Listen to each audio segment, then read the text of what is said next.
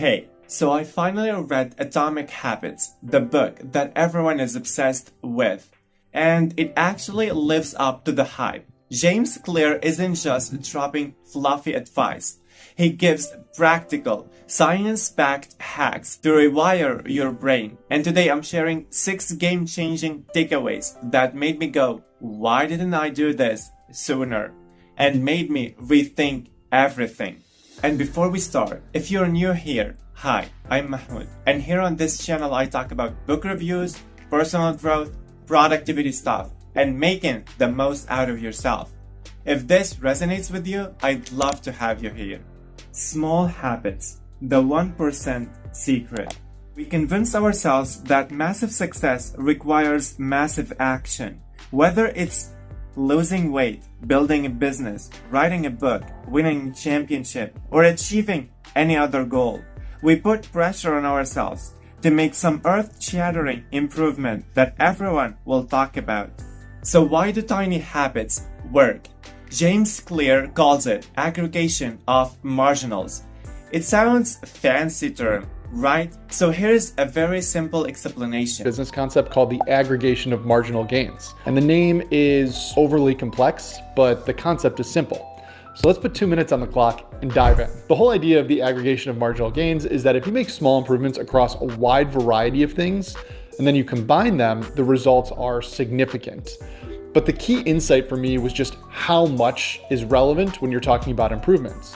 For example, originally when I was thinking about work performance, you'd think get faster in Excel, get better at design, close more deals, work on your sales pitch, like everything that happens within work hours. This idea goes beyond that. And other things that you would include here would be sleep, nutrition, healthy relationships, even things like what keyboard you use. So everything's at play when we're looking for these small improvements. Simply, improving 1% daily compounds into insane long-term results. If you can get 1% better each day for 1 year, you will end up 37 times better by the time you're done.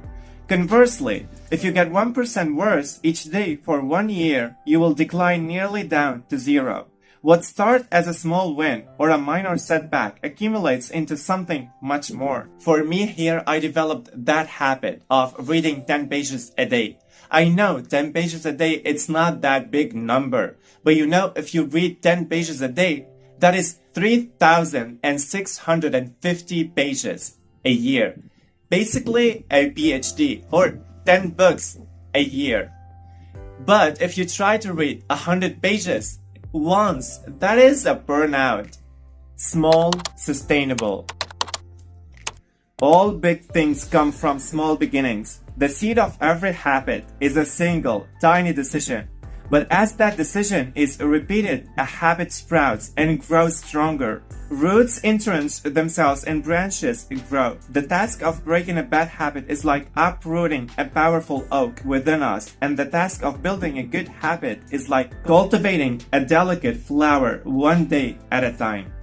You do not raise to the level of your goals. You fall to the level of your systems. Systems much more bigger than goals. Here is where I messed up forever. Obsessing over goals. Reading 50 books a year. Journaling every single day. And it seemed very difficult and exhausting. Clear says they are broken. Goals are crap without systems. Why? Because goals are finish lines. You cross them and you stop. But goals, they are daily autopilot. Example, you want to run a whole marathon. You start stressing and then you quit. System, wear running shoes and run 3 times a week. Shoes on, you will likely run. When you fall in love with the process rather than the product, you don't have to wait to give yourself permission to be happy. You can be satisfied anytime your system is running. And a system can be successful in many different forms, or just the one you first envisioned. My win? I stopped saying I want to grow my YouTube channel. Instead, my system is to film 1 raw take daily. No pressure, just hit record. And 90% of my videos started this way. No pressure. Stop chasing outcomes. Build rituals. Your habits are shaped by the systems in your life. your environment, and how it shapes you. People often choose products not because of what they are, but because of where they are. Your environment is a sneaky puppet master. Clear says, stop relying on willpower and redesign your space. Your environment is constantly whispering cues to your brain. You want to eat healthier? Put fruit on your corner and junk food in a hard-to-reach cabinet. Science bit. Habits are just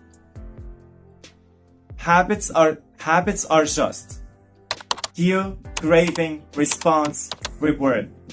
So if the cue is visible, your habit happens. My hack, I put a book on my couch that I usually sit on. Now I accidentally read while I'm just sitting. Your environment whispers to your brain, do this, it's easy. No fight needed. You want to read more? Leave a book on your pillow. You want to eat less sugar? Hide the cookie and leave fruits on your corner. The author put it here perfectly.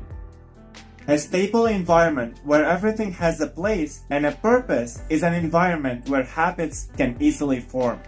Motion versus action. The procrastination illusion. This one blew my mind. Motion equal planning. Action equal doing. Motion and taking action. The two ideas sound similar, but they are not the same. When you are in motion, you are planning and strategizing and learning. Those are all good things, but they don't produce a result. Action, on the other hand, is the type of behavior that will deliver an outcome. If I outline 20 ideas for articles I want to write, that is motion. If I actually sit down and write an article, that is action. If I search for a better diet plan and read a few books on the topic, that is motion. If I actually eat a healthy meal, that is action. Sometimes motion is useful, but it will never produce an outcome by itself. It doesn't matter how many times you go talk to the personal trainer. That motion will never get you in shape. Only the action of working out will get the results you're looking to achieve. If motion doesn't lead to results, why do we do it? Sometimes we do it because we actually need to plan or learn more, but more often than not, we do it because motion allows us to feel like we're making progress without running the risk of failure. Most of us are experts at avoiding criticism. It doesn't feel good to fail or to be judged publicly, so we tend to avoid situations where that might happen. And that is the biggest reason why you slip into motion rather than taking action. You want to delay failure. Motion feels productive. I made a to-do read list, but actually action is the productive one. I read a book about communication. Clear's brutal truth. Motion is procrastination in disguise. Stop prepping to meditate. Just sit and breathe for 60 seconds and done. You're a meditator now. My cringe story. I spent 2 weeks setting up my writing space. Bought candles, bought special keyboard. I wrote 0 words. Now I open my Google Docs and write 1 sentence. 90% of the time I keep writing. Stop prepping. Start imperfectly. If you want to master a habit, the key is to start with repetition, not perfection. You don't need to map out every feature of a new habit. You just need to practice it. You just need to get your reps in. The 2-minute rule. How to trick your lazy brain. The 2-minute rule is a cheat code for habits. A new habit, make it for 2 minutes or less. Even when you know you should start small, it's easy to start too big. When you dream about making a change, excitement inevitably takes over and you end up trying to do too much too soon. The most effective way I know to counteract this tendency is to use the 2-minute rule, which states when you start a new habit, it should take less than 2 minutes to do. Read before bed becomes open the book. Run 5K becomes wear running shoes. Why? You're hacking the starting friction. Once you start, momentum kicks in. A habit must be established before it can be improved. Science, your brain resists big tasks. Tiny ones? No. Fine. Habit should not feel like a challenge. The actions that follow can be challenging, but the first 2 minutes should be easy. What you want is a getaway habit that naturally leads you down a more productive path. Habit tracking, reflection. Tracking habits is like giving your brain gold stars for adulting. But James said, never miss twice. We know life happens. Forgive yourself, then get back in. The first mistake is never the one that ruins you. It is the spiral of repeated mistakes that follows. Missing once is an accident. Missing twice is the start of a new habit. Trackers aren't just nerds. They are dopamine dealers. Every X you mark, it feels like a win. Habit tracker is a simple way to measure whether you did a habit. The most basic format is to get a calendar and cross off each day you stick with your routine. For example, if you meditate on Monday, Wednesday, and Friday, each of those dates gets an X. As time rolls by, the calendar becomes a record of your habit streak. My method: every month, I ask myself those questions. What went well this month? What didn't go well this month? What did I learn? What habits felt easy? Keep them. What habits sucked? Make them smaller. For example, journal one page felt like homework, but now write 3 things I'm grateful for, and that is a lot easier for me. I have done it over 100 times straight. Track progress, not perfection. So tiny changes, big goals, system rules, environment hacks, action over motion.